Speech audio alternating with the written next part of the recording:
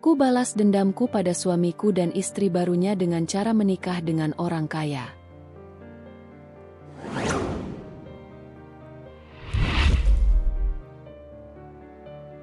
Hidup Rere tidak selalu begini. Dulu, ia adalah perempuan yang begitu percaya bahwa cinta adalah fondasi paling kokoh dalam rumah tangga. Ia tumbuh dalam keluarga sederhana, namun penuh kasih sayang. Ia selalu bercita-cita menjadi istri yang baik, ibu yang hangat, dan perempuan yang setia. Semua itu ia simpan dalam benaknya saat memutuskan menerima lamaran Riko, lelaki yang membuat hatinya berdebar sejak pertama bertemu di kampus. Riko bukan lelaki kaya. Pekerjaannya sebagai karyawan kontrak di perusahaan logistik tak menjanjikan apapun selain hidup pas-pasan. Tapi Rere tak peduli. Ia merasa cukup. Riko tampak jujur, sopan, dan menunjukkan perhatian yang membuatnya merasa aman. Waktu berlalu, mereka menikah dengan pesta sederhana. Bahkan Rere sempat menjual sebagian perhiasan peninggalan almarhum ibunya demi membantu biaya resepsi. Saat itu, ia bahagia dan merasa pengorbanannya sepadan. Setelah menikah, mereka tinggal di rumah kontrakan kecil di pinggiran kota. Dindingnya tipis. Suara kendaraan dari jalan depan sering mengusik tidur malam. Tapi Rere tetap merasa rumah itu hangat. Setiap pagi ia bangun lebih dulu, menyiapkan sarapan untuk Riko, mencuci pakaian, lalu mengurus pesanan kue kecil-kecilan yang ia promosikan lewat media sosial. Ia tak pernah mengeluh. Meski uang yang dihasilkan belum cukup besar, setidaknya ia bisa meringankan beban Riko sedikit demi sedikit. Tahun pertama pernikahan mereka dilalui dengan tawa, tangis, dan harapan. Rere dan Riko saling menguatkan. Saat Riko kehilangan pekerjaannya karena pemutusan hubungan kerja massal, Rere tetap tegar. Ia bahkan berinisiatif membuka kelas memasak online kecil-kecilan, memanfaatkan dapur mungil mereka sebagai studio seadanya. Riko sempat terpukul dan merasa tak berguna, tapi Rere terus mendorongnya untuk bangkit. Akhirnya Riko mendapat pekerjaan sebagai sales mobil di sebuah showroom kecil. Awalnya Rere melihat perubahan positif dalam diri suaminya. Penampilannya lebih rapi, percaya dirinya meningkat, bahkan mulai membawa pulang hasil penjualan yang cukup lumayan. Tapi seiring waktu, sesuatu mulai terasa ganjil. Riko yang dulu selalu pulang tepat waktu, kini sering pulang larut dengan berbagai alasan. Klien yang rewel, meeting mendadak, hingga lembur tak terduga. Rere masih menaruh percaya, walau nalurinya pelan-pelan menyuarakan sinyal bahaya. Rere tak langsung menuduh. Ia mencoba menenangkan hatinya. Ia berpikir mungkin suaminya sedang benar-benar sibuk mengejar target. Tapi malam demi malam yang ia lalui sendirian di ruang tamu, menatap layar ponsel yang sunyi dari kabar, membuat hatinya makin resah. Setiap kali ia menanyakan kepulangan Riko, lelaki itu selalu punya alasan. Ia tak pernah marah, tapi sikapnya dingin. Tak lagi seperti dulu. Hingga suatu malam, saat Riko tertidur pulas karena kelelahan, ponselnya berdering lirih. Rere yang saat itu baru selesai mencuci piring mengambil ponsel itu, hendak membangunkannya. Tapi nama yang muncul di layar membuat jantungnya berdetak tak karuan. Ratna Showroom. Ia menatap layar itu beberapa saat sebelum akhirnya menekan tombol jawab dengan tangan gemetar. Suara perempuan terdengar di seberang, lembut namun menggoda, bertanya apakah Riko sudah tidur. Rere hanya diam. Perempuan itu tertawa kecil lalu menutup telepon dengan cepat. Malam itu, dunia Rere bergeser. Ia tak langsung bertanya pada Riko. Pagi harinya, ia bersikap seperti biasa. Memasak, menyajikan sarapan, bahkan menyelipkan bekal di tas kerja suaminya seperti yang selalu ia lakukan. Tapi dalam diam, ia mulai menyelidiki. Ia mencari tahu siapa Ratna, mengunjungi showroom tempat suaminya bekerja, dan berpura-pura menjadi calon pembeli. Ia melihat sendiri bagaimana Ratna memperlakukan Riko. Pandangan matanya, gestur tubuhnya, senyum yang penuh arti. Dan yang paling menusuk hati adalah saat ia melihat tangan Ratna menyentuh lengan Riko dengan cara yang tak pantas untuk sekadar rekan kerja. Selama berminggu-minggu Rere memendam semuanya. Ia mencoba berbicara, tapi Riko menghindar. Ia mengumpulkan bukti, diam-diam memotret isi pesan dari ponsel Riko saat suaminya mandi, merekam percakapan telepon diam-diam. Ia bahkan mengikuti suaminya sekali waktu, dan melihat mereka keluar dari hotel yang sama dalam waktu yang berdekatan. Tak ada lagi ruang untuk ragu. Rere merasa terhempas. Dunia yang ia bangun dengan cinta runtuh dalam senyap. Tapi ia tidak meledak. Ia tidak menangis di hadapan Riko, tidak membanting barang, tidak menjerit-jerit seperti yang banyak perempuan lain lakukan. Ia memilih diam. Ia mengemas rasa sakitnya rapi-rapi, lalu menyimpannya di sudut hati yang terdalam.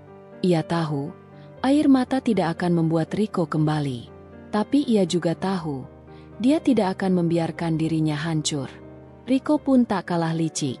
Saat ia merasa Rere mulai menjauh, ia justru memutarbalikkan keadaan. Rere tidak pernah membayangkan bahwa rumah yang dulu menjadi saksi tawa dan harapan kini berubah menjadi tempat paling sunyi yang pernah ia huni. Setelah Riko pergi membawa serta koper dan beberapa pakaiannya, rumah itu seperti tak berjiwa. Tak ada lagi suara televisi menyala di malam hari. Tak ada lagi aroma kopi yang dulu diseduh Riko setiap pagi. Tak ada langkah kaki tergesa menuju kamar mandi. Tak ada lagi gumaman kesal Riko saat kaos kakinya tak ditemukan di tempat biasa. Hari-hari pertama setelah perceraian, Rere hanya bisa memandangi dinding kamar tanpa tahu harus berbuat apa. Bahkan rutinitas sederhana seperti menyapu atau menanak nasi terasa asing baginya. Bukan karena ia tak mampu, tapi karena setiap hal kecil mengingatkannya pada sosok yang telah meninggalkannya begitu saja. Ia duduk di tepi ranjang, menatap jendela yang terbuka lebar, membiarkan angin sore menyusup masuk. Langit mendung, persis seperti hatinya. Tidak ada tangis, tapi juga tidak ada senyum. Emosinya mati rasa. Yang ia rasakan hanya hampa. Seperti orang yang kehilangan arah di padang luas tanpa kompas. Lina, sahabatnya, beberapa kali menghubungi lewat pesan, menanyakan kabar dan menawarkan untuk datang. Namun Rere terlalu lelah untuk menjawab. Ia takut jika melihat Lina, ia akan menangis. Padahal, ia bertekad untuk kuat, untuk tidak terlihat rapuh meski hatinya telah koyak. Beberapa hari kemudian, akhirnya ia memutuskan untuk kembali ke salon kecilnya yang berada di tepi jalan kompleks. Salon itu awalnya dibuka sebagai usaha sampingan, namun lambat laun menjadi rutinitas dan sumber penghasilan yang menyenangkan. Ia mengelola salon itu sendiri, terkadang dibantu adik sepupunya yang masih kuliah. Meski berat, Rere tahu ia tak bisa terus-menerus larut dalam luka. Ia duduk di balik meja resepsionis, merapikan daftar pesanan pelanggan yang akan datang. Tangannya sibuk, tapi pikirannya tetap melayang. Setiap pelanggan yang datang dan bertanya, "Mbak Rere, suaminya nggak kelihatan ya?" membuat dadanya ngilu. Senyumnya kaku setiap kali menjawab, "Oh, dia sibuk kerja." Ia belum siap bercerita pada dunia bahwa rumah tangganya telah runtuh. Pagi itu, seorang pelanggan tetap datang untuk cerambat. Namanya Budiah, ibu-ibu separuh baya yang hobi bergosip. Sambil menikmati pijatan kepala, Budiah tanpa tedeng aling-aling berkata, Kemarin aku lihat Pak Riko loh, sama perempuan. Kayaknya istrinya yang baru ya?" Rere menahan napas. Tangannya refleks berhenti menggosok kepala Budiah. "Oh ya, Bu, di mana?" "Di Mall Panam. Mereka kayaknya baru pulang belanja." "Duh, istrinya masih muda banget. Tapi, ya namanya cowok, pasti milih yang segar-segar ya." Rere tak tahu harus menjawab apa. Yang ia rasakan hanya panas di dada, seperti ada bara yang dinyalakan ulang. Meski ia sudah tahu Riko telah menikah lagi, mendengar orang lain membicarakannya secara terang-terangan tetap menyakitkan. Malam harinya, ia duduk sendiri di dapur, menatap kompor yang tak pernah lagi menyala untuk memasak 2 porsi makanan. Ia membuka kulkas, mengambil sebotol air dingin, lalu duduk di lantai. Air mata mengalir perlahan. Bukan karena Budiah, tapi karena kesadaran bahwa dunia terus berjalan, sementara ia masih tertinggal. Beberapa hari kemudian, Lina datang. Kali ini Rere tak sempat menolak. Lina mengetuk pintu sambil membawa kantong berisi makanan dan camilan. Tanpa berkata banyak, Lina memeluk Rere erat. "Nggak apa-apa kalau kamu masih sedih. Tapi kamu nggak boleh sendirian terus. "Re," ujar Lina dengan suara pelan. Rere menangis dalam pelukan sahabatnya. Tangis yang selama ini ia tahan, akhirnya pecah. Pelan, namun menghujam. Ia menceritakan semuanya pada Lina, dari awal perasaan Riko yang berubah, hingga hari ketika Riko mengajukan surat cerai dan menikah dengan perempuan lain hanya 2 bulan kemudian. Mereka sudah merencanakan semuanya sejak lama. "Lin, aku cuma dijadikan boneka penunggu rumah," ucap Rere lirih. Lina memegang tangannya erat. "Kamu harus bangkit. Riko bukan akhir dari hidupmu. Kamu cantik, mandiri, punya usaha sendiri. Jangan biarkan dia menang 2 kali." Ucapan Lina terus terngiang bahkan ketika malam semakin larut. Untuk pertama kalinya sejak perpisahan, Rere merasa sedikit hangat di dalam hatinya. Meski luka belum sembuh, setidaknya ia tak sendiri. Hari-hari berikutnya ia lewati dengan lebih tegak. Ia mulai memperbaiki interior salon, mengganti cat dinding yang sudah pudar, bahkan membeli kursi pijat baru. Ia menerima lebih banyak pelanggan, mempromosikan lewat media sosial, dan mulai dikenal kembali. Namun luka itu belum betul-betul hilang. Setiap kali tak sengaja melihat unggahan Riko di media sosial bersama Ratna, perempuan yang kini menjadi istrinya, Rere hanya bisa menghela napas. Mereka tampak bahagia, terlalu bahagia bahkan. Seolah tak pernah menyakiti siapapun. Pada satu titik, Rere mulai mempertanyakan segalanya. Apa salahnya? Kenapa dia yang ditinggalkan? Kenapa Ratna yang mendapatkan semuanya? Ia mulai belajar tentang kepercayaan diri, membaca buku-buku pengembangan diri, mengikuti seminar daring tentang penyembuhan luka batin.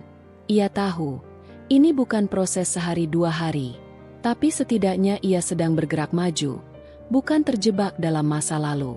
Satu pagi, saat sedang menyapu halaman depan salon, sebuah mobil mewah berhenti di depan. Seorang pria paruh-baya turun dengan setelan jas rapi dan senyum ramah. Ia menanyakan apakah salon Rere menerima perawatan untuk ibunya yang sedang sakit dan tak bisa banyak bergerak. Rere dengan senang hati menjawab ya, dan mengatur jadwal untuk datang ke rumah pria tersebut. Ia tak tahu bahwa pertemuan itu akan menjadi awal dari sesuatu yang besar dalam hidupnya. Pria itu bernama Johan. Tanpa banyak basa-basi, Johan memperkenalkan diri dengan cara sopan. Ia menjelaskan bahwa ibunya sudah lama stroke dan kesulitan mendapatkan layanan kecantikan karena harus dilakukan di rumah. Rere yang sudah terbiasa dengan layanan home care menyanggupi. Pertemuan pertama dengan ibu Johan berjalan lancar. Rere memperlakukan wanita tua itu dengan penuh hormat dan kesabaran, membuat Johan terkesan. Setelah itu, Johan kerap mengantar sendiri ibunya ke salon atau menjemput Rere jika ada jadwal kunjungan. Hubungan mereka dimulai dari percakapan ringan, kemudian berlanjut menjadi pertemanan yang intens. Johan ternyata seorang duda yang pernah kehilangan istri dalam kecelakaan 3 tahun lalu. Ia memiliki 2 anak yang kini kuliah di luar negeri. "Aku pikir aku tak akan tertarik lagi menjalin hubungan baru," kata Johan suatu malam ketika mereka duduk bersama di kafe kecil usai perawatan ibunya. "Tapi entah kenapa, kamu berbeda." Rere terdiam. Ia tak tahu harus merespons bagaimana. Yang ia tahu, sejak kehadiran Johan, harinya menjadi lebih cerah. Namun bayang-bayang Riko masih menghantui. Ia takut disakiti lagi. Ia takut jatuh cinta hanya untuk dijatuhkan seperti dulu. "Kalau kamu belum siap, nggak apa-apa. Aku cuma ingin kamu tahu, kamu berhak dicintai lebih baik," ujar Johan saat Rere menunjukkan keraguannya. Kata-kata itu tertinggal lama di benaknya. Mungkin, inilah waktunya membuktikan pada dunia bahwa dirinya tidak akan selamanya berada di bawah. Mungkin, balas dendam paling tenang adalah hidup dengan bahagia bersama seseorang yang benar-benar menghargai. Rere belum yakin, tapi langkahnya menuju masa depan perlahan menjadi lebih pasti. Langit sore itu menggantung mendung yang berat, nyaris meneteskan gerimis. Rere melangkah menyusuri trotoar yang basah oleh sisa hujan siang tadi.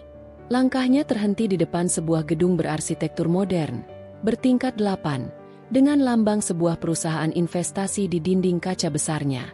Wijaya Capital Group, tertera jelas dengan warna emas. Ia menarik napas panjang sebelum melangkah masuk. Aroma karpet mahal dan pendingin ruangan menyambutnya. Rere datang bukan sebagai karyawan, bukan pula sebagai tamu bisnis, tapi sebagai bagian dari hidup seseorang yang akan mengubah takdirnya. Johan, pria yang dikenalnya beberapa minggu terakhir, telah membukakan pintu itu. Semenjak pertemuan mereka yang tidak terduga di restoran tempatnya dulu bekerja paruh waktu, Johan menunjukkan minat yang tak main-main. Bukan hanya soal penampilan, tetapi caranya memperlakukan Rere berbeda. Ia mendengarkan, menghargai, dan entah bagaimana, seolah tahu luka yang coba disembunyikan Rere. Saat mereka semakin intens bertemu, Rere tak menampik bahwa ada kenyamanan tumbuh dari perhatian Johan. Lelaki itu tak pernah bertanya tentang masa lalunya, tetapi menunjukkan ketulusan dengan caranya sendiri, menemani saat ia stres, memesan makanan favoritnya tanpa bertanya, atau sekadar menelepon untuk memastikan ia sampai rumah dengan selamat. "Rere," suara Johan menyapa dari balik pintu ruangannya yang terbuka. Ia berdiri dengan kemeja putih tergulung rapi di lengan. Tampak sibuk tapi masih menyempatkan diri tersenyum. "Ayo masuk." Rere melangkah masuk, duduk di sofa yang menghadap jendela besar dengan pemandangan kota. Johan menuangkan 2 gelas teh melati panas. "Aku tahu kau punya beban berat," katanya, menatapnya dalam. "Tapi kau tak pernah bercerita." "Aku tak memaksa. Aku hanya ingin kau tahu, kalau suatu hari kau siap membuka diri, aku ada di sini." Rere terdiam. Kata-kata Johan menembus dinding pertahanannya. Tak banyak orang bisa memahami tanpa harus diberitahu. Apalagi setelah pengalaman pahit yang membuatnya nyaris kehilangan kepercayaan pada cinta. Hatinya belum pulih benar. Luka dari perceraian dengan Rico masih membekas. Sosok pria yang pernah ia percayai sepenuh hati itu kini menjadi kenangan pahit. Rico meninggalkannya untuk Ratna, wanita yang dulu disebutnya hanya teman kerja biasa. Betapa Rere merasa terhina saat tahu bahwa pernikahannya selama 6 tahun hancur karena pengkhianatan sedingin itu. Perjuangannya mendampingi Rico dari nol, dari kontrakan kecil hingga akhirnya mereka punya rumah sendiri. Tak berarti apa-apa ketika pria itu memilih wanita lain hanya karena lebih cantik dan berasal dari keluarga berada. Rere ditinggalkan begitu saja dengan luka dan kehancuran yang tak bisa diukur dengan kata-kata. Namun kini, saat Johan mulai hadir, ada sedikit ruang di hatinya yang terbuka. Bukan untuk melupakan masa lalu, tetapi untuk menata masa depan. Bukan untuk kembali jatuh cinta, melainkan untuk menemukan dirinya yang sempat hilang. Beberapa hari kemudian, Johan mengundang Rere ke acara peresmian anak perusahaannya. Di sana, Rere mengenakan dress biru tua sederhana, rambutnya disanggul rapi. Di antara tamu-tamu penting dan para pebisnis kelas atas, Rere berdiri dengan anggun, meski hatinya masih berdebar gugup. Namun kehadiran Johan yang menggenggam tangannya saat memperkenalkannya sebagai wanita spesial, membuat segala keraguan sirna. Tatapan para tamu, bisik-bisik kecil yang terdengar saat nama Rere disebut, tak membuatnya goyah. Ia bukan siapa-siapa di antara para sosialita itu, tapi Johan membuatnya merasa berharga. Setelah acara, mereka duduk di balkon hotel tempat acara berlangsung. Angin malam menghembuskan rambut Rere yang mulai terurai. "Aku ingin kau menjadi bagian dari hidupku, Rere. Bukan cuma sebagai teman ngobrol, tapi lebih dari itu." Perkataan itu membuatnya menoleh. Johan menatap serius, bukan sekadar rayuan manis. "Aku tahu ini terlalu cepat," lanjutnya. "Tapi aku juga tahu, kalau aku membiarkan waktu terlalu lama, aku akan kehilangan kesempatan mengenalmu lebih dalam. Aku ingin menikahimu." Rere terpaku. Ia tak menyangka akan mendengar kalimat seperti itu dalam waktu secepat ini. Kepalanya dipenuhi keraguan. Tapi di dalam hatinya, ada dorongan yang selama ini terpendam. Ingin bangkit, ingin menunjukkan bahwa ia tidak hancur setelah dicampakkan. Malam itu, Rere tak langsung memberi jawaban. Ia minta waktu. Johan memahami, dan tetap menemaninya pulang tanpa banyak bertanya. Beberapa minggu berlalu, Rere kembali fokus pada pekerjaannya sebagai penulis konten freelance. Namun ada satu hal yang kini mulai berubah. Ia mulai berani bermimpi lagi. Ia menata ruang tamu kecil apartemennya, mulai membeli buku-buku yang dulu ia tinggalkan, dan menggambar peta rencana hidup baru di pikirannya. Namun dalam keheningan malam, pikirannya kerap berkelana ke masa lalu.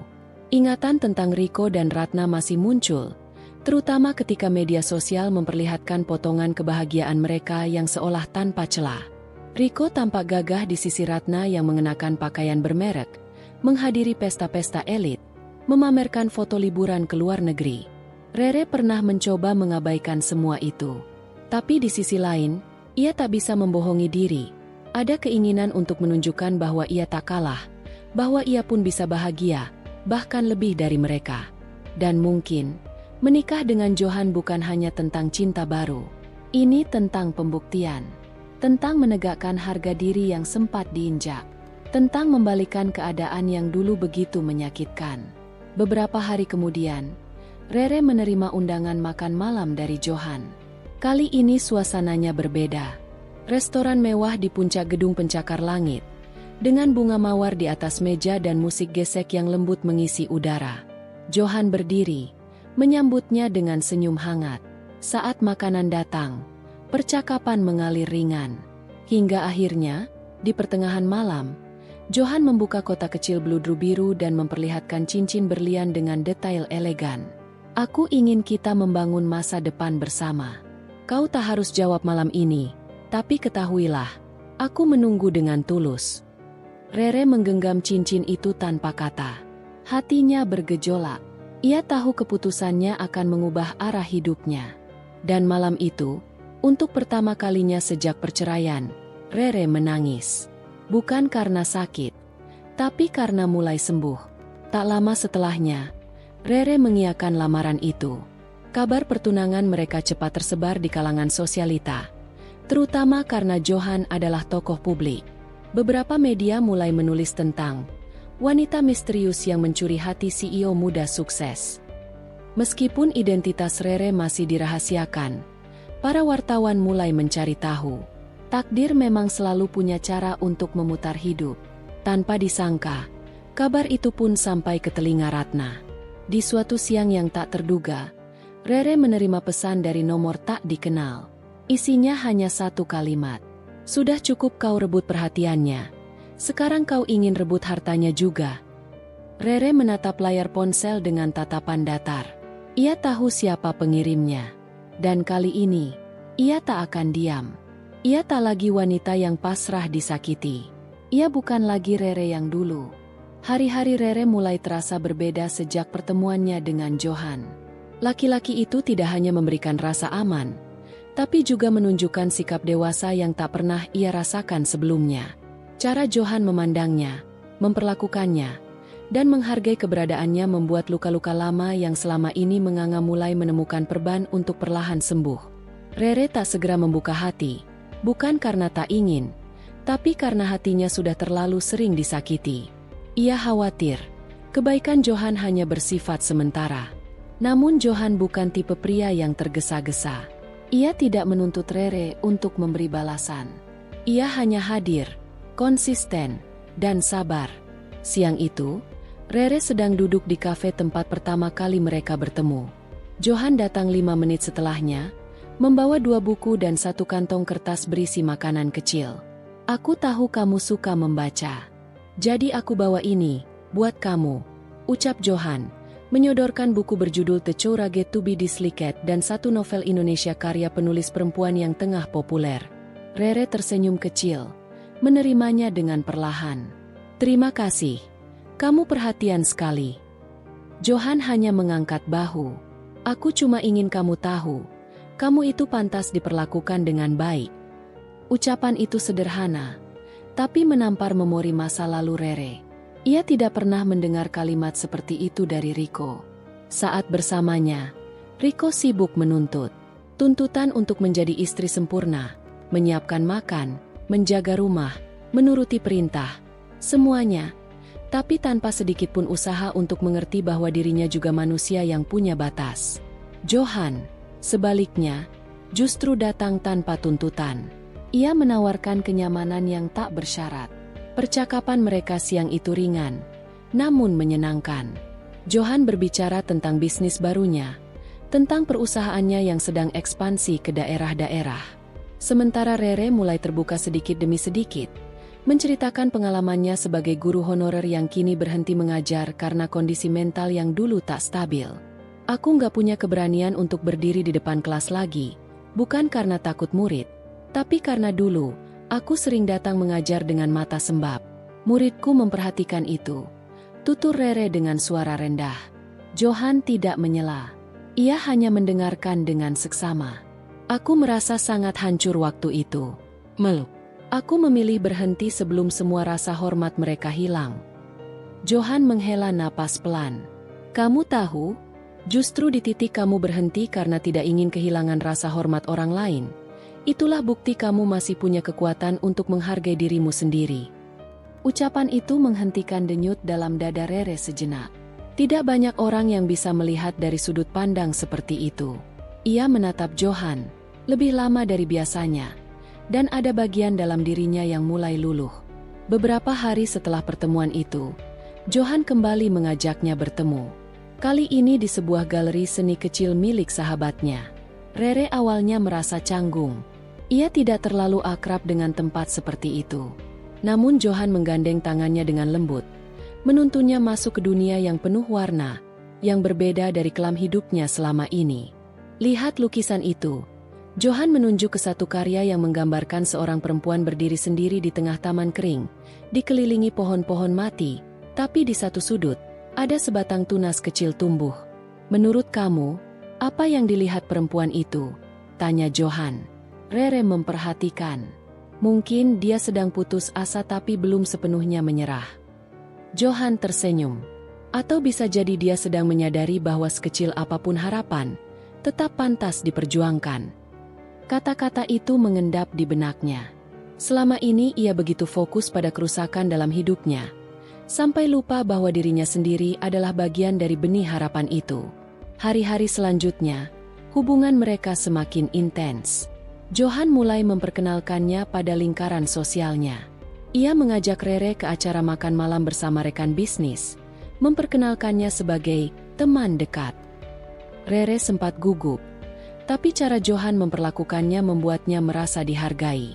Satu waktu, saat mereka berada di restoran hotel berbintang, Rere melihat seseorang yang membuat napasnya tercekat. Ratna, istri baru Riko, bersama seorang wanita lain, duduk di meja ujung, tampak tertawa lepas. Rere segera mengalihkan pandangannya, berusaha tetap tenang. Tapi Johan menyadari perubahan ekspresinya. "Kamu kenal?" tanyanya. Rere mengangguk pelan. "Itu istri barunya mantan suamiku." Johan menoleh sejenak, lalu kembali menatap Rere. "Kamu ingin pergi?" Rere menggeleng. "Tidak, aku ingin tetap di sini." Sikap Rere yang tenang membuat Johan makin menghargainya. Mereka melanjutkan makan malam seperti biasa, dan saat pulang, Johan menggenggam tangannya lebih erat. Beberapa minggu kemudian, Johan mengajak Rere ke rumah keluarganya. Ia sudah memperhitungkan langkah ini dengan matang. Ia tahu bahwa membuka masa depan berarti juga harus memperkenalkan orang yang akan jadi bagian darinya kepada keluarga. Rere sempat ragu. Apa mereka akan menerimaku? Johan menatapnya serius. "Aku tidak peduli kalau mereka tidak menerimamu. Tapi aku yakin mereka akan menyukaimu." Malam itu, rumah keluarga Johan menyambut Rere dengan hangat. Ibu Johan seorang wanita elegan yang tak banyak berbicara. Namun dari sikap dan sorot matanya, Rere tahu bahwa ia diam-diam menilai. Namun ternyata, penilaian itu bukan untuk menghakimi. "Johan cerita tentangmu," ucap ibunya saat mereka berbincang berdua di teras. "Oh ya." Rere menahan rasa canggungnya.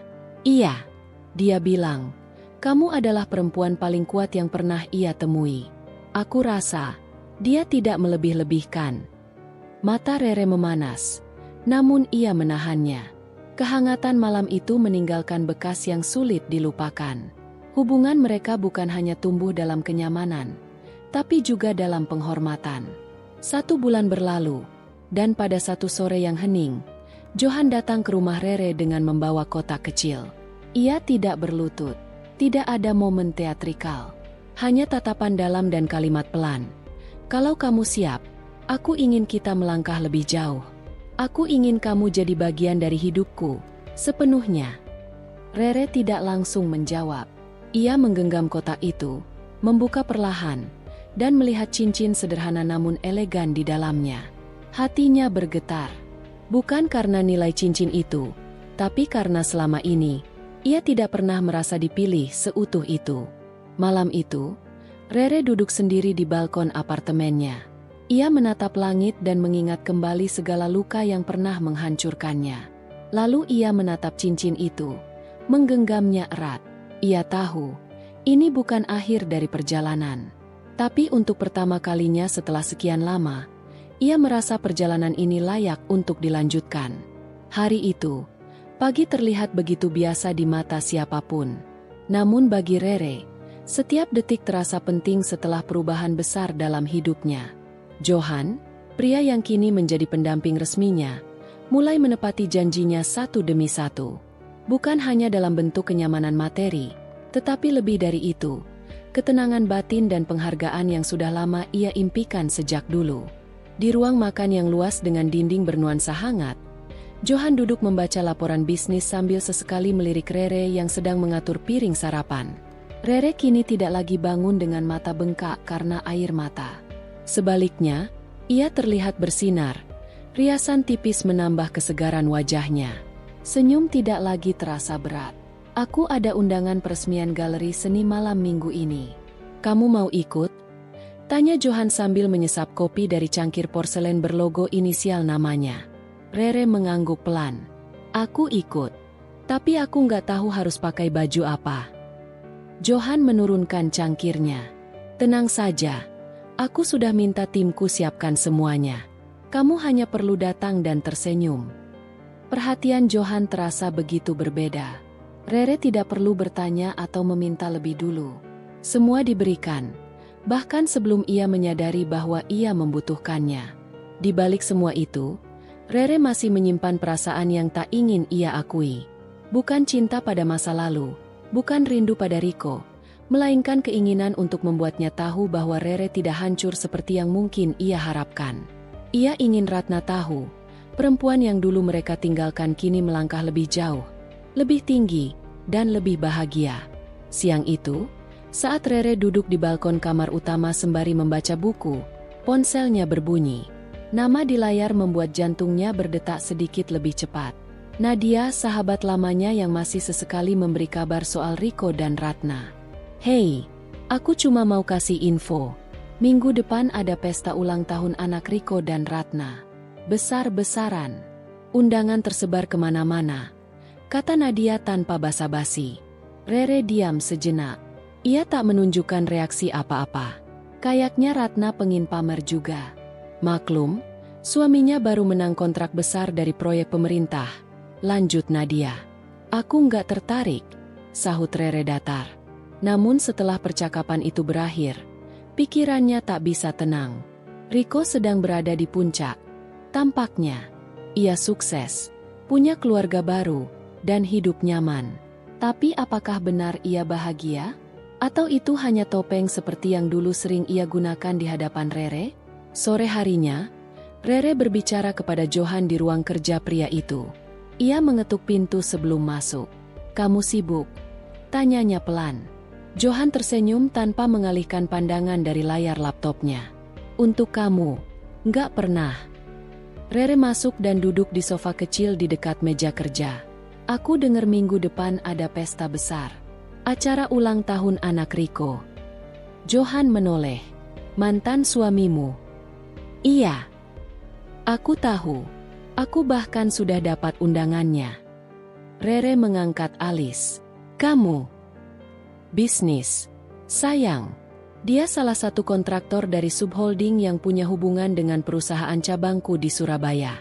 Aku diundang sebagai tamu kehormatan. Rere termenung sesaat. Kamu mau ikut? Tanya Johan. Entahlah, aku hanya takut terlihat seperti aku yang belum bisa move on. Johan mendekatinya, duduk di sebelahnya, lalu menggenggam tangan Rere. Kalau kamu datang sebagai istriku, kamu tidak sedang mengejar masa lalu. Kamu hanya sedang berdiri tegak di masa kini. Rere menatapnya. Kata-kata itu begitu tenang, namun menguatkan. Dalam hati kecilnya, Rere tahu bahwa ia ingin datang, bukan untuk menyombongkan diri, tapi untuk menatap masa lalunya dengan kepala tegak. Hari berganti, malam pesta pun tiba. Gaun malam hitam elegan yang disiapkan oleh stylist pribadi Johan menggantung anggun di tubuh Rere. Rambutnya ditata rapi, make up menonjolkan matanya yang tajam dan bibir mungilnya. Ia menatap cermin cukup lama sebelum turun bersama Johan menuju mobil. Perjalanan ke venue tidak terlalu jauh. Sebuah gedung megah penuh lampu dan dekorasi mewah sudah menyambut mereka. Begitu keluar dari mobil, lampu kamera wartawan dan para tamu langsung menyala. Johan dan Rere berfoto sejenak, lalu masuk dengan tenang. Di dalam, suasana pesta begitu meriah. Musik lembut, sajian eksklusif, dan para tamu penting berlalu lalang dengan busana mewah. Rico berdiri di dekat panggung bersama Ratna dan anak mereka. Matanya langsung terpaku pada Rere dan Johan. Ratna, yang semula tampak begitu percaya diri dengan gaun bling-blingnya, tiba-tiba tampak kaku. Johan menghampiri mereka lebih dulu. Rere berjalan beberapa langkah di belakang, menatap Rico dengan ekspresi netral. "Selamat atas ulang tahun anak kalian," ujar Johan dengan nada hangat. "Terima kasih, saya tidak menyangka Anda akan datang," jawab Rico kaku. "Dan ini istriku, Rere." Mata Rico dan Rere bertemu. Sekilas, hanya sekilas, tapi cukup untuk membuat dada Rico sesak. Rere tampak berbeda, lebih anggun, lebih dewasa, dan jelas bukan perempuan yang ia tinggalkan dulu. Ratna mencoba tersenyum, tapi bibirnya terasa kaku. Ia tahu kehadiran Rere membuat banyak pasang mata memperhatikan. Bahkan beberapa tamu tampak mulai berbisik-bisik pelan, membandingkan. Rere tersenyum tipis. "Selamat, ya, acara kalian meriah sekali." Rico mengangguk tanpa suara. Ratna hanya bisa meneguk air liur. Kepercayaan dirinya perlahan memudar. Sepanjang malam, Rere tidak mencari perhatian. Ia hanya berbicara sewajarnya, mendampingi Johan dengan tenang. Tapi justru itulah yang membuat banyak orang terkesima. Aura yang terpancar dari Rere membuat beberapa tamu penasaran, dan bahkan beberapa investor mendekati Johan untuk mengajak kerjasama. Salah satu petinggi perusahaan perhotelan menghampiri Johan. "Istri Anda pintar sekali membawa diri. Jarang ada yang seperti dia." Johan hanya menatap Rere dengan bangga. "Saya beruntung." Pesta hampir selesai ketika Rico mendekati Rere secara pribadi. Mereka berdiri di sisi lorong luar gedung, jauh dari keramaian. "Kamu kelihatan beda," ujar Rico pelan. "Begitu ya?" jawab Rere, tatapannya lurus. "Aku cuma pengen bilang, kamu pantas mendapatkan lebih." "Terima kasih. Aku memang pantas." "Kamu bahagia?" tanya Rico dengan suara lirih. "Aku damai. Lebih dari cukup." Rico tidak bisa berkata apa-apa. Saat Rere melangkah pergi, punggungnya tegak, langkahnya ringan. Ia tidak menoleh ke belakang. Malam itu menjadi babak baru, bukan sekadar pertemuan. Tapi pengakuan diam-diam bahwa dendam terbaik adalah saat seseorang berdiri lebih tinggi tanpa harus menjatuhkan. Pagi di villa milik Johan itu tidak pernah terasa biasa. Udara segar, aroma kopi dari dapur yang ditangani oleh asisten rumah tangga, dan cahaya matahari yang menyelinap masuk ke dalam jendela besar ruang keluarga, menyinari lantai marmer yang mengilap. Tapi pagi itu, Rere duduk termenung di meja makan. Tangannya menggenggam secangkir teh melati yang mulai kehilangan kehangatan. Ada kegelisahan yang tak bisa ia tolak. Sesuatu terasa berbeda sejak semalam. Johan memang pulang seperti biasa, bahkan sempat mencium keningnya sebelum tidur. Tapi ada sesuatu dalam tatapan mata Johan yang seakan menyimpan sesuatu.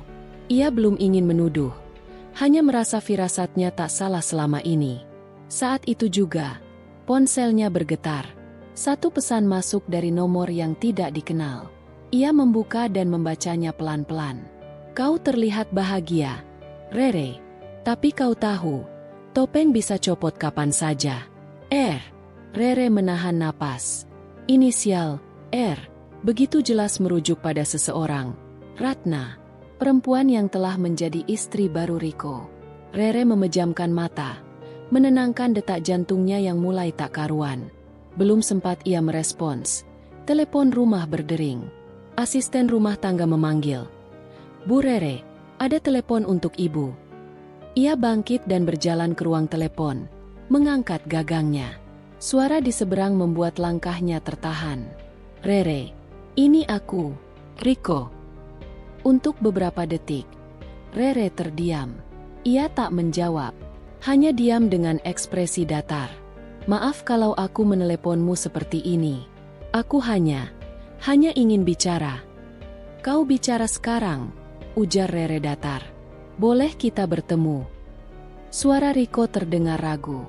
"Hanya sebentar saja. Aku hanya butuh menjelaskan sesuatu tentang Ratna." Rere tertawa kecil, getir. "Kau pikir aku masih peduli tentang istrimu? Aku tahu kau tak peduli lagi padaku. Tapi ini penting. Kau harus tahu siapa dia sebenarnya." Rere menutup telepon tanpa menjawab. Ia tahu betul, membuka kembali pintu untuk masa lalu sama saja dengan membuka luka yang baru mulai sembuh. Tapi sisi lain dari dirinya merasa ada sesuatu yang harus ia ketahui. Sore harinya, tanpa memberitahu Johan, Rere menyetir mobilnya sendiri ke sebuah kafe kecil di daerah Kemang. Kafe itu dulunya tempat ia dan Riko sering bertemu sebelum menikah. Tak ada perubahan berarti pada tempat itu. Meja kayu masih tertata rapi, dengan bunga kering di tengahnya. Riko sudah duduk di sudut ruangan. Mengenakan kemeja biru, wajahnya terlihat lebih tirus dibanding terakhir kali mereka bertemu. Ada gurat penyesalan yang sulit disembunyikan. "Terima kasih sudah datang," ucap Riko pelan. "Langsung saja, Riko. Aku tak punya banyak waktu." Riko menatapnya, lalu mengeluarkan sebuah amplop dari saku dalam jaketnya. "Ini laporan detektif yang kusewa. Aku curiga sejak lama kalau Ratna hanya menikah denganku demi harta. Tapi ternyata lebih dari itu." Rere membuka amplop tersebut. Ada beberapa foto yang menunjukkan Ratna bersama seorang pria tua di sebuah hotel. Ada juga transkrip percakapan dari telepon yang direkam secara diam-diam. Beberapa catatan rekening dengan transfer masuk dari nama yang sama berulang kali. "Aku hanya ingin kau tahu, orang yang menggantikanmu bukan lebih baik darimu. Aku terlalu bodoh melihat hanya dari wajah dan kemanjaannya. Setelah menikah, dia mulai mengatur keuangan, menyabot bisnis kecilku, bahkan sempat menjual aset tanpa sepengetahuanku." Rere menatap Riko tajam. "Lalu kenapa kau bercerita padaku sekarang? Menyesal?" "Bukan itu," jawab Riko. "Aku ingin kau tahu kalau kau menang. Bukan karena balas dendammu, tapi karena hatimu tak sebusuk dia." Rere menyimpan semua bukti itu kembali ke dalam amplop. Ia menatap Riko tajam. "Menang atau tidak, aku tidak pernah berlomba dengan perempuan sepertinya. Tapi kau, Riko, kau kehilangan sesuatu yang jauh lebih penting dari rumah, mobil, atau perusahaan kecilmu. Kau kehilangan kepercayaan dari perempuan yang pernah rela tidur di lantai demi menemanimu membangun segalanya dari nol." Riko menunduk. "Terima kasih sudah menyampaikan ini," ujar Rere akhirnya, berdiri dari tempat duduknya. Sebelum pergi, ia menatap Riko satu kali lagi. "Dan tolong, jangan pernah ganggu hidupku lagi." Sesampainya di rumah, Johan sudah menunggu di ruang tamu. Raut wajahnya tegang, tapi ia berusaha tersenyum. "Kemana saja?" tanyanya hati-hati. Rere melepas sepatu dengan pelan. "Ada yang harus kurus." "Ada masalah?" "Tidak," jawab Rere, lalu duduk di samping Johan. Johan menatapnya, lalu memegang tangannya. "Aku ingin bicara sesuatu." Rere menoleh. Wajah Johan serius. "Aku menerima tawaran merger dari perusahaan teknologi di Jepang. Jika jadi, kita mungkin harus pindah ke Tokyo selama beberapa tahun." Rere terkejut. "Pindah? Berapa lama?" "Mungkin 2 hingga 5 tahun. Tergantung bagaimana progresnya nanti. Tapi aku tak akan memaksa. Jika kamu tak setuju, aku akan tetap di sini." Rere menghela napas panjang. Ia tidak menyangka akan ada pilihan sebesar itu dalam hidupnya. Baru saja ia mencoba berdamai dengan masa lalu. Sekarang masa depan mulai menawarkan tantangan baru. Aku perlu waktu untuk berpikir, ujar Rere jujur. Johan mengangguk. Ambillah waktu sebanyak yang kau butuhkan. Aku hanya ingin kamu tahu bahwa apapun keputusanmu, aku akan menghargainya. Malam harinya, Rere berdiri di balkon, memandangi bintang-bintang yang perlahan muncul di langit. Amplop berisi bukti perselingkuhan Ratna masih ia genggam. Ia tahu, jika ia mau, ia bisa menghancurkan pernikahan itu hanya dengan satu gerakan. Tapi ia juga tahu, dendam yang sudah lewat bukan lagi alasan untuk menyeret dirinya kembali ke lumpur yang sama. Keesokan harinya, Rere menemui Johan di ruang kerja. Aku setuju pindah ke Tokyo. Johan tersenyum lebar. Tapi Rere melanjutkan, dengan satu syarat. Apa saja? Kita mulai semuanya dari awal di sana, tanpa membawa masa lalu kita. Hanya kau dan aku. Tak ada bayang-bayang dendam. Tak ada kebohongan. Johan menggenggam tangan Rere erat. Itu yang kuinginkan sejak awal. Namun, tak semua orang bisa melepaskan masa lalu begitu saja. Di sisi lain kota, Ratna menerima amplop yang dikirim secara anonim. Isinya persis seperti yang Rere terima dari Riko. Ia membaca dengan mata membelalak. Tangannya gemetar saat menemukan foto-foto dirinya bersama pria lain. Wajahnya memucat. Matanya menatap keluar jendela. Di kejauhan, seseorang sedang memperhatikannya dari mobil hitam. Seseorang yang tak ingin membiarkan cerita ini selesai begitu cepat. Taman kecil di belakang rumah yang kini menjadi tempat tinggal Rere bersama Johan menjadi saksi bisu perubahan besar dalam hidupnya. Suara gemericik air dari kolam kecil berpadu dengan hembusan angin sore yang menerpa lembut dedaunan. Ia duduk di bangku kayu dengan secangkir teh hangat di tangan, mengenakan gaun santai berwarna lembut. Rambutnya diikat sederhana. Matanya menatap jauh, bukan pada pemandangan di depannya, melainkan pada ingatan yang tak pernah benar-benar pergi. Sudah hampir 8 bulan sejak pernikahannya dengan Johan. Namun bukan waktu yang membuat segalanya terasa nyaman, melainkan perhatian-perhatian kecil yang tak pernah dia dapatkan sebelumnya. Johan bukan pria romantis berlebihan. Ia tidak menyodorkan bunga setiap hari atau mengajak makan malam mewah secara rutin. Tapi ia ingat kebiasaan Rere menyukai teh tanpa gula. Ia tahu kapan istrinya kelelahan hanya dengan melihat gerak tubuhnya. Dan ia tidak bertanya dengan nada curiga bila Rere terlambat pulang.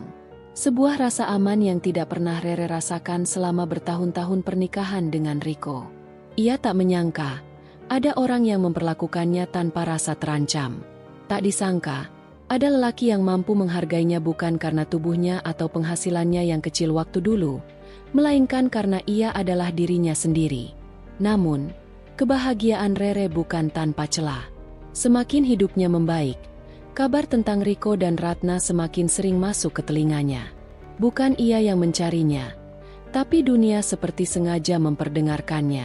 Ada teman lama yang tiba-tiba menghubungi hanya untuk bergosip. Ada tetangga dari rumah lamanya yang mengirim pesan lewat media sosial. Semua membawa kabar yang sama. Riko tak lagi secerah dulu. Usaha kecil yang dibangun bersama Ratna goyah. Rumah tangga mereka tak semanis yang dipamerkan di awal. Rere tidak tertawa atau merasa puas mendengarnya. Justru ia menahan diri untuk tidak terjebak dalam rasa puas semu. Dendamnya memang masih menyala. Tapi kini bentuknya bukan lagi keinginan untuk melihat mereka sengsara. Melainkan hasrat untuk membuktikan bahwa ia tak hancur. Bahwa ia bisa berdiri, bahkan lebih tinggi dari tempat Riko pernah menjatuhkannya. Sore itu, Johan datang dari arah pintu belakang sambil membawa sebuah map berwarna coklat. Wajahnya terlihat serius, namun tidak gelisah. Ia duduk di samping Rere dan menyerahkan map tersebut. Ini tentang proyek donasi sekolah anak-anak di pelosok Nusa Tenggara. Kamu bilang ingin bantu, kan? Rere membuka map itu dan membaca dengan seksama. Pandangannya berubah serius. Fokus. Johan diam membiarkannya membaca, memberi ruang seperti biasa.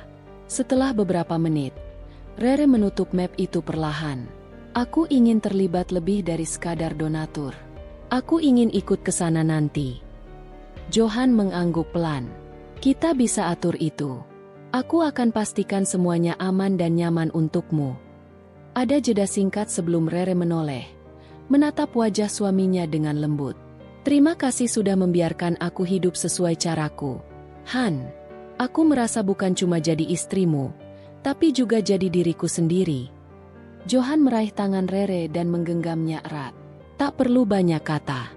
Saling pengertian di antara mereka tumbuh dari keheningan yang penuh makna. Namun keheningan itu tak bertahan lama. Esok harinya, seorang perempuan datang ke butik milik Rere. Butik itu kini dikelola dengan lebih profesional. Bahkan memiliki 2 karyawan tetap dan 1 desainer tambahan. Perempuan itu masuk dengan langkah tergesa. Usianya sekitar awal 30. Mengenakan pakaian sederhana namun wajahnya terlihat lelah.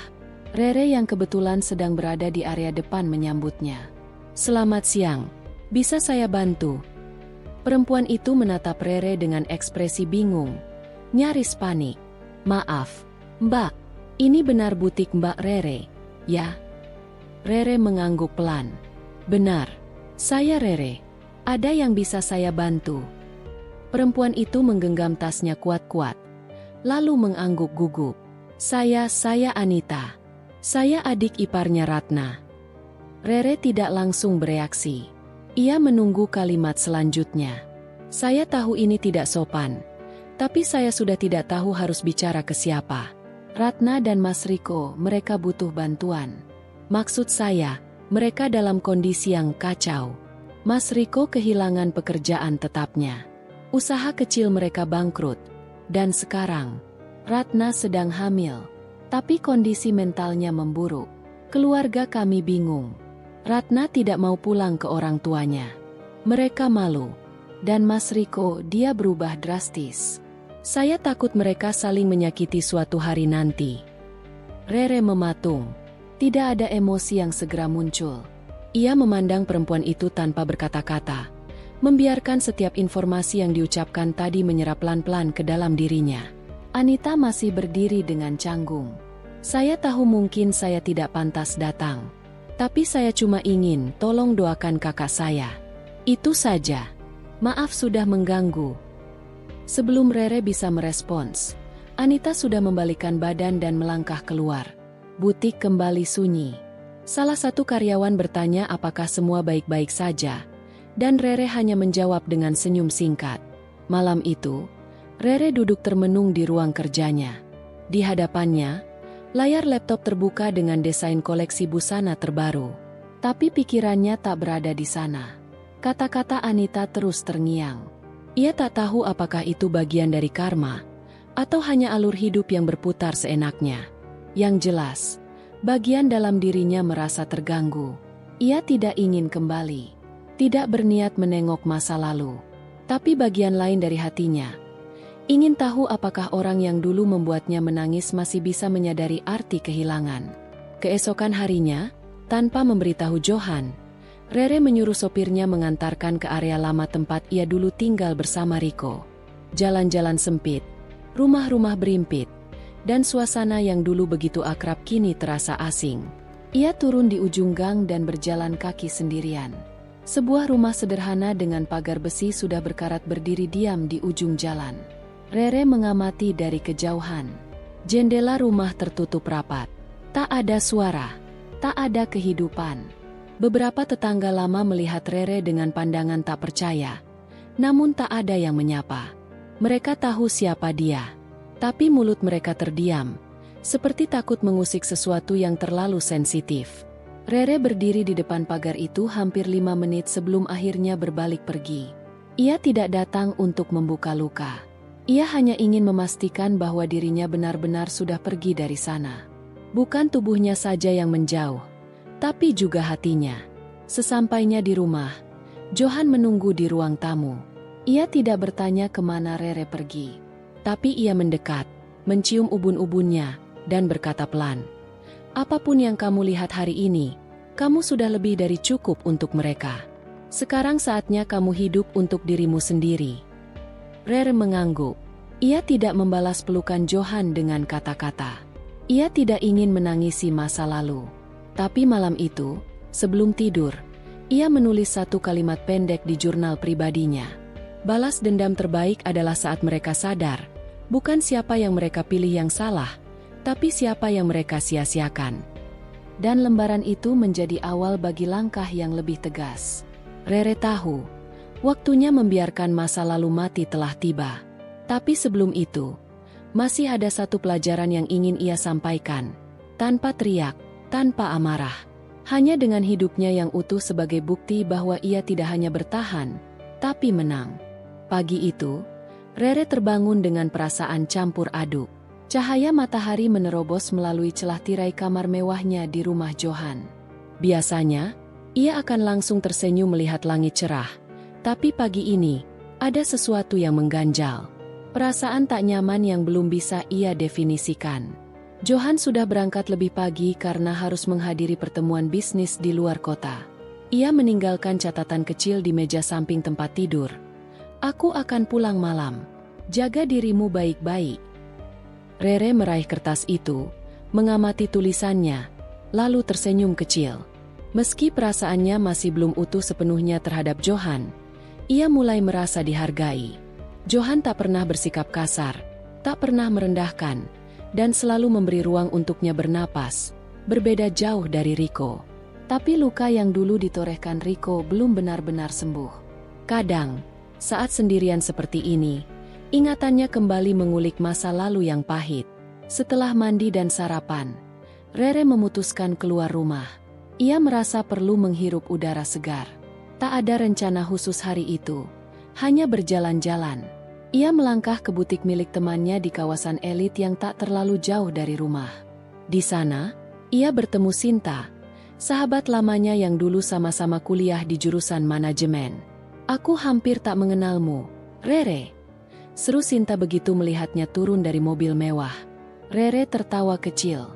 "Aku juga nyaris tak mengenal diriku sendiri sekarang." Mereka mengobrol cukup lama di butik itu. Sinta menawari Rere kopi dan makanan ringan, lalu mulai membahas banyak hal, dari gosip artis, politik, sampai bisnis. Rere mendengarkan dengan antusias.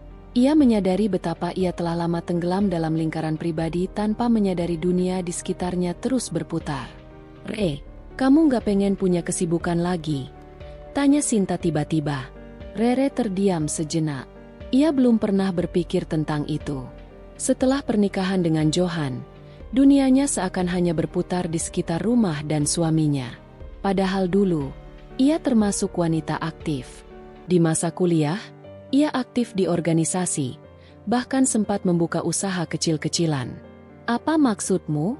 Kesibukan seperti apa?" tanya Rere hati-hati. Sinta menggeser tubuhnya mendekat. "Aku punya proyek baru. Aku buka lini bisnis fashion baru untuk pasar menengah ke atas. Aku butuh partner yang bisa bantu dari sisi branding dan pemasaran. Aku tahu kamu jago di bidang itu.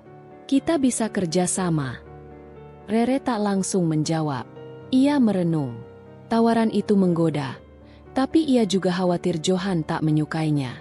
Meski Johan bukan pria posesif, tapi mereka belum pernah membahas tentang pekerjaan setelah menikah. "Aku pikir-pikir dulu ya," jawab Rere akhirnya. Sinta mengangguk penuh pengertian. Sepulang dari butik, Rere duduk lama di ruang kerja Johan. Ruangan itu biasa dipakai Johan untuk rapat online atau mengerjakan dokumen penting. Tapi hari itu, Rere membuka laptopnya sendiri, menelusuri dokumen-dokumen lamanya. Ia menemukan beberapa rancangan marketing plan yang dulu sempat ia buat. Semangat yang lama terkubur seolah muncul kembali. Ia merasa masih ada potensi besar dalam dirinya yang belum dimaksimalkan. Saat malam menjelang dan Johan pulang, Rere menyambutnya dengan senyum. Mereka makan malam bersama, dan di sela-sela obrolan santai, Rere memberanikan diri membuka pembicaraan. "Mas, aku ditawari kerja sama bisnis sama temanku. Gimana menurutmu?" Johan menatap Rere dengan penuh perhatian. "Bisnis apa?" "Fashion. Dia butuh partner buat branding dan pemasaran. Aku belum bilang iya, cuma ditawari dulu." Johan meletakkan sendoknya dan mengusap bibir dengan tisu. Kalau kamu memang mau dan merasa mampu, kenapa enggak? Aku dukung. Rere menatapnya lekat. Serius? Iya. Aku enggak mau kamu ngerasa hidupmu cuma di rumah. Kamu punya kemampuan. Sayang kalau enggak dipakai. Itu pertama kalinya Rere merasa begitu didukung secara utuh. Ia mengangguk pelan, menahan air mata yang nyaris jatuh. Rasanya seperti mendapatkan kembali bagian dari dirinya yang hilang selama bertahun-tahun. Hari-hari berikutnya Rere sibuk mempersiapkan kerjasama dengan Sinta. Ia kembali mengatur jadwal, menghadiri pertemuan dengan investor, dan menyusun strategi marketing. Semangatnya seperti menyala. Tapi di tengah itu semua, kabar tak menyenangkan datang. Ratna, istri baru Riko, dikabarkan sedang sibuk membuka usaha butik mewah di pusat kota. Sumber kabar itu adalah Liana, teman lama Rere yang tak sengaja melihat papan nama toko baru bertuliskan, Ratna Raya Butik. Ternyata Riko menjadi investor utama usaha itu. Mereka bahkan akan mengadakan soft opening besar-besaran dalam waktu dekat. Rere tak tahu kenapa, tapi mendengar nama Ratna masih membuat jantungnya sesak. Ia tak ingin menyimpan dendam, tapi rasa sakit itu masih tertinggal, dan nyatanya, belum mudah dilupakan. Sinta yang tahu kabar itu tak tinggal diam. Ia berusaha menenangkan Rere, tapi di sisi lain, ia juga punya ide. Gimana kalau kita bikin acara peluncuran duluan?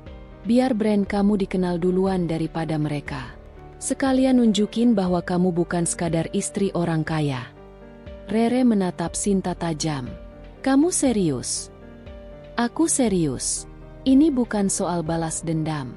Ini soal kamu nunjukin ke dunia bahwa kamu bisa berdiri di atas kaki sendiri. Malam itu, Rere duduk di balkon rumah, memandangi bintang-bintang. Ia mengingat masa-masa paling gelap dalam hidupnya. Ketika ia ditinggal, diselingkuhi, dihina karena dianggap tidak berharga. Tapi sekarang, ia berada di tempat yang jauh berbeda.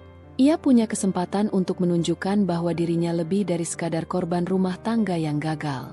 Di hari peluncuran butik miliknya yang dinamai Radiant by Rere, tamu-tamu berdatangan, mulai dari sosialita, influencer, hingga perwakilan media lokal. Sinta dan Rere menyusun acara dengan rapi, elegan, dan tak berlebihan. Bahkan Johan hadir dengan setelan jas biru tua, berdiri di samping Rere dengan penuh kebanggaan. Ketika sesi presentasi selesai dan Rere maju ke depan panggung untuk berbicara, ia menarik napas panjang. Matanya menyapu ruangan yang penuh dengan wajah-wajah antusias. Apa yang saya bangun hari ini bukan sekadar bisnis. Ini adalah kebangkitan. Dari luka, saya belajar berdiri. Dari kegagalan, saya belajar mengerti bahwa setiap orang punya nilai.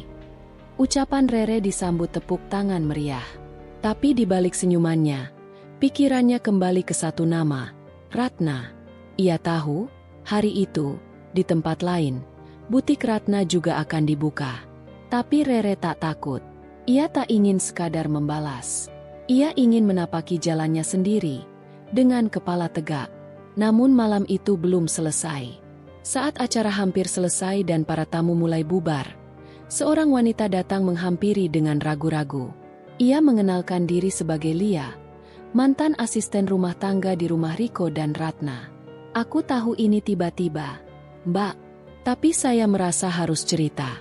Soal Ratna, soal apa yang dia lakukan di belakang Riko. Rere menatap wanita itu lekat. Jantungnya berdegup lebih kencang dari biasanya. Ada sesuatu yang tak ia mengerti sedang datang mendekat. Pelan tapi pasti. Apa maksudmu? Tanya Rere perlahan. Lia menunduk. Lalu bicara dengan nada pelan tapi jelas. Ratna punya hubungan dengan laki-laki lain. Diam-diam. Saya lihat sendiri beberapa kali. Tapi saya dipecat setelah nggak sengaja memergoki mereka. Suasana hatinya yang semula penuh kemenangan mendadak suram. Bukan karena masih mencintai Riko, tapi karena ia tahu, karma datang dengan caranya sendiri. Ratna yang dulu merebut, kini dikhianati. Riko yang dulu meninggalkan, kini merasakan luka yang sama. Rere menghela napas panjang. Ia tidak tahu apa yang akan terjadi setelah ini, tapi satu hal ia yakini, ia tak akan turun tangan. Kali ini, ia hanya ingin berjalan ke depan, bukan untuk membalas, tapi untuk menjadi lebih kuat. Hari-hari berlalu dengan ritme yang berbeda bagi Rere. Sejak pernikahannya dengan Johan, dunianya terasa penuh kejutan. Lelaki itu bukan hanya memberikan kehidupan yang lebih mapan, tetapi juga memperlakukannya dengan kesabaran yang membuat Rere bertanya-tanya. Apakah ini cinta yang seharusnya ia rasakan sejak dulu? Ia tak ingin membandingkan, tetapi kenyataan tak bisa ditepis. Johan berbeda dari Rico dalam banyak hal. Di dalam rumah yang kini ia tempati bersama Johan, Rere perlahan-lahan mulai menemukan jati dirinya kembali. Ia tak lagi dihantui oleh bayang-bayang masa lalu seperti sebelumnya. Namun, ketenangan itu bukan berarti semuanya berjalan tanpa riak. Hidup punya caranya sendiri untuk menguji keteguhan hati seseorang, dan kali ini, ujian itu datang tanpa peringatan. Suatu sore, Rere menerima telepon dari seorang wanita tak dikenal. Suaranya terdengar tenang, tapi ada nada sinis yang menyusup ke tiap kata-katanya. "Selamat sore, Bu Rere. Saya hanya ingin mengingatkan bahwa harta tidak selalu jadi ukuran kebahagiaan. Kalau Ibu merasa sudah menang karena menikahi orang kaya, sebaiknya jangan terlalu cepat berpuas diri." Rere diam sejenak. Ia mencoba mengenali suara itu, tapi gagal. "Maaf, ini siapa ya?" tanyanya tanpa emosi. "Ah, Ibu mungkin tidak kenal saya secara langsung, tapi saya kenal Ibu. Saya Ratna, istri Rico." Napas Rere langsung tertahan. Nama itu masih terasa asing dan tidak penting baginya. Tapi cara wanita itu menyebutkan namanya seolah sedang menyentil luka lama. "Ada keperluan apa menghubungi saya?" tanya Rere dingin. Ratna tertawa kecil. Suara itu terdengar menusuk telinga. "Tidak ada hal penting. Hanya ingin memperingatkan saja. Jangan pikir Rico sudah selesai dengan Anda. Dan jangan pikir Johan itu pria yang tanpa cacat. Dunia ini kecil, Bu Rere. Sangat kecil." Telepon ditutup begitu saja. Rere masih memegang ponsel di telinganya meski sambungan sudah mati. Butuh beberapa menit baginya untuk mencerna maksud kalimat Ratna. Apakah itu ancaman? Atau sekadar ucapan dari perempuan yang merasa kalah? Malam itu, Johan pulang agak larut. Pakaian dinasnya masih rapi, tapi wajahnya lelah. Rere menyambutnya seperti biasa, mencoba untuk tidak menunjukkan apapun tentang telepon aneh yang ia terima. Namun ketika mereka duduk di meja makan, Johan yang biasanya tenang tiba-tiba bertanya, "Apa ada yang meneleponmu hari ini?" Rere menoleh, sedikit terkejut. "Kenapa tanya begitu?"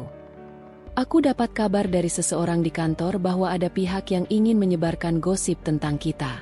Katanya, ada yang menganggap kamu menikahiku hanya untuk membalas dendam." Rere meletakkan sendoknya perlahan. Ia menatap mata Johan, mencari tanda apakah suaminya itu mempercayai gosip itu. "Aku menikahimu karena kamu orang baik. Karena aku akhirnya sadar bahwa aku pantas mendapatkan seseorang yang menghargai aku," kata Rere dengan pelan, tapi tegas. Johan mengangguk. Ia meraih tangan Rere, menggenggamnya erat. "Aku tahu, dan aku percaya padamu. Tapi aku juga ingin kamu tahu, kadang masa lalu kita memang tidak pernah benar-benar selesai." Hari-hari berikutnya, tekanan mulai terasa. Rere mendapati beberapa pesan masuk dari nomor-nomor tidak dikenal. Beberapa berisi hinaan. Sebagian lainnya hanya berisi foto-foto masa lalu saat ia masih bersama Rico. Bahkan ada satu foto lama yang membuatnya benar-benar muak. Foto saat ia dan Rico menghadiri acara keluarga besar, ketika pernikahan mereka masih tampak baik-baik saja. Rere mulai bertanya-tanya, dari mana mereka mendapatkan semua ini? Apakah Rico yang menyebarkan? Ataukah Ratna yang ingin menjatuhkannya?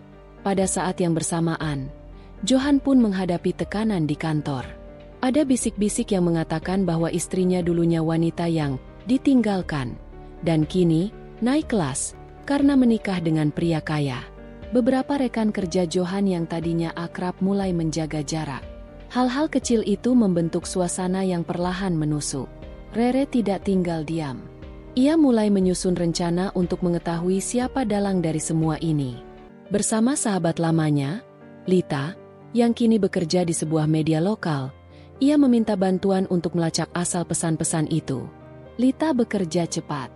Dalam waktu beberapa hari, ia menemukan bahwa pesan-pesan itu berasal dari satu nomor yang sebelumnya digunakan oleh seseorang bernama Dina, mantan karyawan Ratna di butik miliknya. Ternyata, Ratna pernah menyuruh Dina untuk mengambil foto-foto dari akun media sosial Rere lama sebelum ia menikah dengan Johan. "Kamu yakin ingin terus meladeni ini semua, Re?" tanya Lita suatu malam. Rere mengangguk. "Aku sudah terlalu lama diam. Jika aku terus membiarkan mereka mempermainkanku, sampai kapan aku bisa berdiri tegak sebagai istri Johan?" Lita tidak menjawab. Ia tahu, Rere bukan lagi perempuan yang dulu bisa digoyahkan dengan hinaan dan permainan kecil. Perempuan itu kini punya daya tahan yang kuat, dan lebih dari itu, ia punya harga diri yang baru ia pelajari selama hidup bersama Johan. Beberapa minggu setelah itu, Rere mengadakan acara amal di panti asuhan tempat ia dulu pernah mengajar sebelum menikah dengan Riko. Johan mendukung penuh acara itu. Ia bahkan mengajak beberapa kolega dari perusahaannya untuk berpartisipasi. Acara itu menjadi sorotan media lokal dan membuat Rere kembali dikenal sebagai sosok yang inspiratif. Namun di tengah kesuksesan itu, Riko muncul. Ia datang tanpa undangan, berdiri di antara kerumunan dengan wajah yang tak bisa dibaca. Rere yang sedang memberikan sambutan melihat kehadirannya dan hanya tersenyum kecil, lalu melanjutkan pidatonya seolah tidak terjadi apa-apa. Usai acara, Riko mencoba menghampirinya. "Kau terlihat bahagia, Re," ucapnya datar. "Aku memang bahagia. Kau tidak pernah terlihat seperti ini saat bersamaku. Mungkin karena dulu aku terlalu sibuk bertahan. Sekarang aku belajar untuk hidup." Riko menarik napas panjang. Ia menatap Rere sejenak, lalu berbalik dan pergi. Tidak ada kata maaf. Tidak ada permintaan kembali. Hanya diam dan langkah yang semakin menjauh. Rere berdiri di tempatnya, tidak merasa lega, tapi juga tidak sedih. Ia hanya merasa bahwa hari itu, sesuatu dalam dirinya telah benar-benar selesai. Namun semua belum usai. Malam harinya, ia menerima sebuah undangan misterius dalam bentuk email. Tidak ada nama pengirim, hanya tulisan singkat. "Datanglah ke restoran bunga malam, besok jam 8 malam. Ini tentang Johan." Rere menatap layar laptopnya lama. Detak jam terdengar begitu keras di telinganya. Apakah ini jebakan? Atau ada sesuatu yang Johan sembunyikan? Pikirannya mulai kacau. Ia ingin mengabaikan email itu, namun ada dorongan dalam dirinya untuk mencari tahu.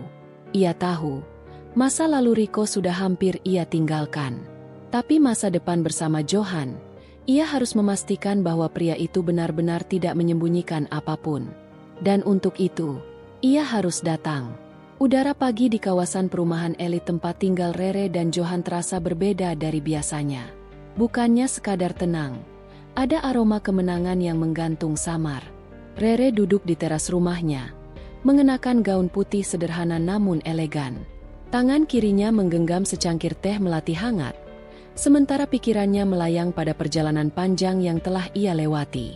Semuanya terasa seperti potongan-potongan mozaik yang akhirnya membentuk lukisan utuh. Dari air mata pengkhianatan, luka batin, hingga keberanian membalas dendam dengan cara yang paling anggun. Sudah hampir 2 tahun berlalu sejak perceraian pahitnya dengan Riko. Selama itu pula, ia menyulam hidupnya kembali, bukan dengan kemarahan membabi buta, melainkan dengan mengatur ulang arah hidupnya. Keputusan menikah dengan Johan bukan semata pelarian, tapi titik balik hidupnya. Bukan hanya karena Johan seorang pengusaha mapan, tetapi karena pria itu memperlakukannya dengan cara yang belum pernah ia rasakan sebelumnya. Dihargai dan diperlakukan sebagai partner, bukan sekadar pelengkap. "Sayang, kamu nggak ikut ke galeri hari ini?" tanya Johan sambil muncul dari balik pintu kaca besar. Rere tersenyum, menoleh lembut. "Aku pengin duduk di sini sebentar. Rasanya, aku pengin menikmati pagi ini. Mungkin karena aku tahu, hari ini akan jadi hari yang penting." Johan tidak bertanya lebih jauh. Ia tahu, jika Rere mengatakan sesuatu penting akan terjadi, maka pasti benar adanya. Ia hanya mengecup kening istrinya dan masuk ke mobilnya. Setelah Johan berangkat, Rere berdiri perlahan. Ia berjalan masuk ke dalam rumah, mengambil sebuah kotak kecil dari laci meja kerja di ruang belakang. Isinya, dokumen-dokumen penting, foto-foto, dan surat-surat lama yang pernah ia simpan selama proses perceraiannya dengan Riko. Semuanya telah ia arsipkan dengan rapi, bukan untuk dikenang, tapi untuk digunakan pada saat yang tepat. Dan hari itu telah tiba. Sore itu, Rere menghadiri sebuah acara amal yang digelar oleh komunitas pengusaha wanita Jakarta.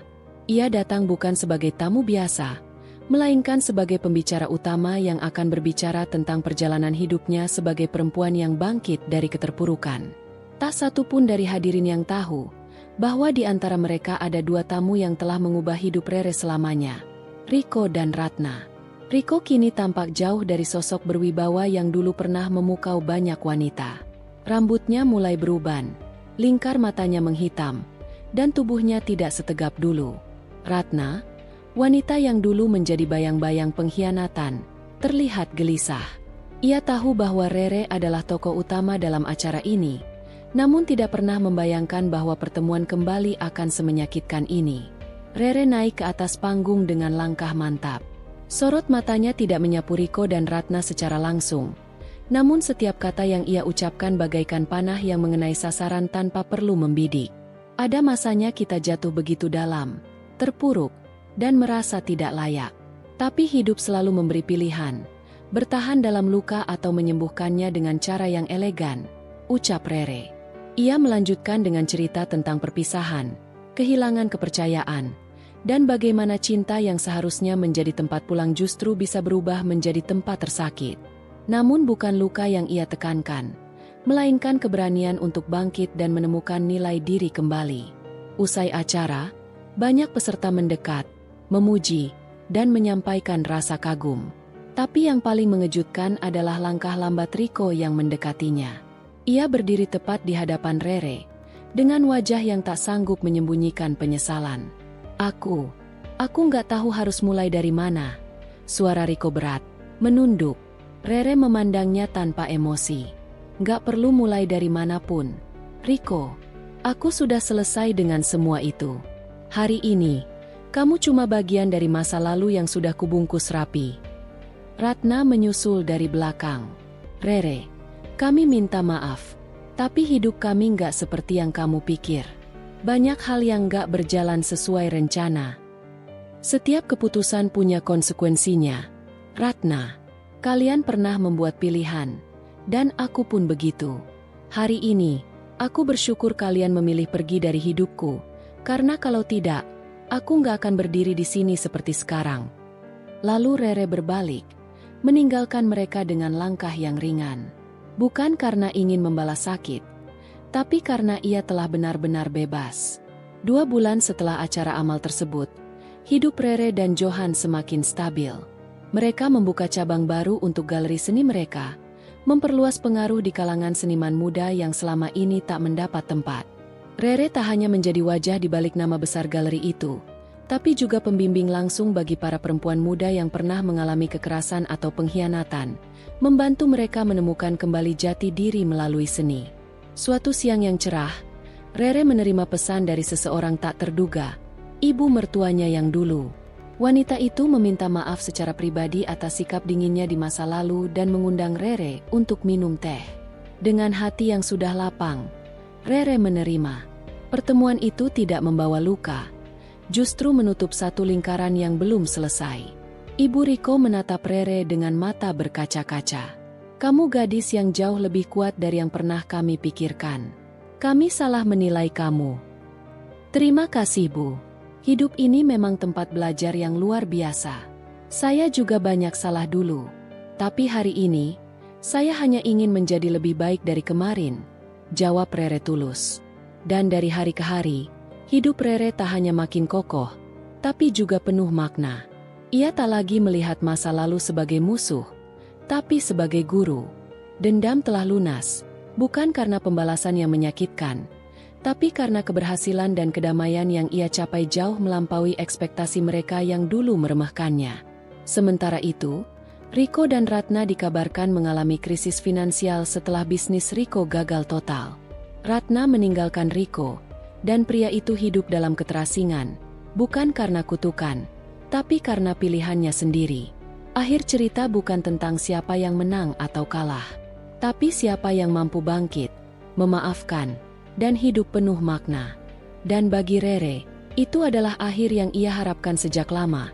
Akhir yang tak hanya membuat pembaca tersenyum puas, tapi juga percaya bahwa kebaikan dan keteguhan hati akan selalu menemukan jalannya.